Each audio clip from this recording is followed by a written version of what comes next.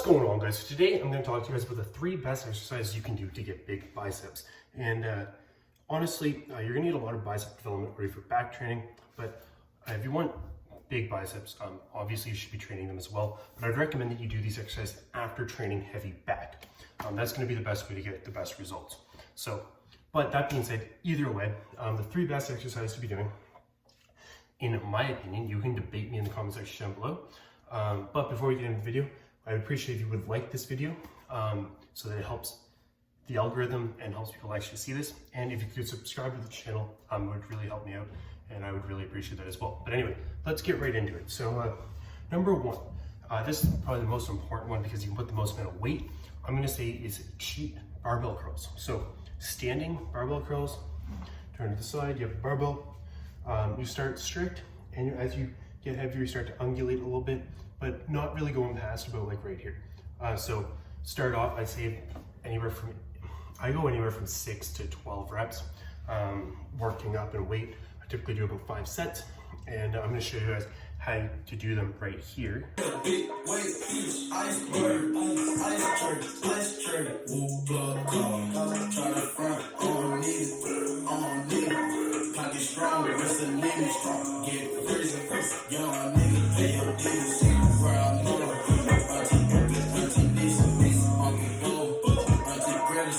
So hopefully you saw that. So I started off kind of strict, and as the reps went on, I started to swing a little bit more because you can go past failure.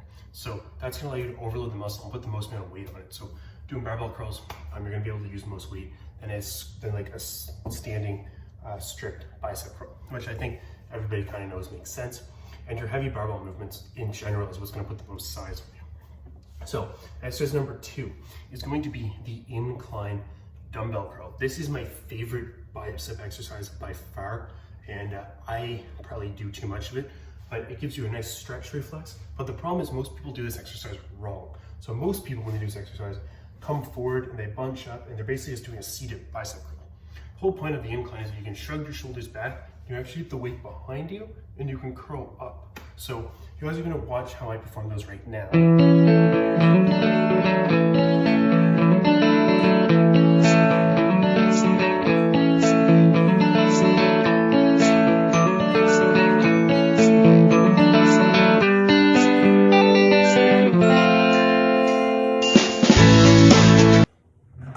Okay, so as you're watching it, hopefully you can see that I'm not swinging forward. I'm using relatively light weight, and I'm just trying to get the biggest pump that you can. And honestly, you're not gonna be able to take this exercise to complete failure.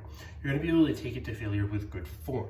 So keeping your arms in that back position, you're gonna get a crazy pump where it won't feel like you're gonna be able to move your arm before your bicep fails. That makes any sense. You're just gonna basically pump it full of blood.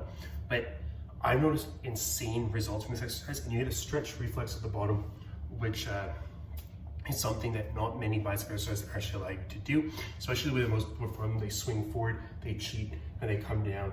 They're not really contracting the bicep fully. So bring the bicep through the full range of motion, and I think it's an incredible exercise. So on to number 3. The third one is going to be standing hammer curls.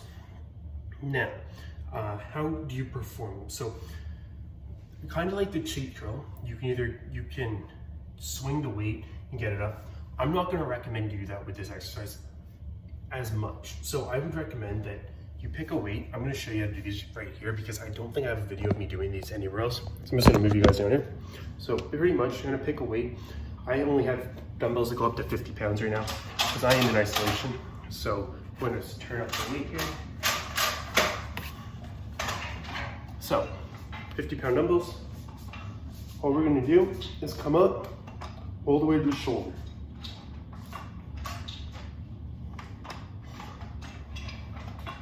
Turn to the front so you can see this.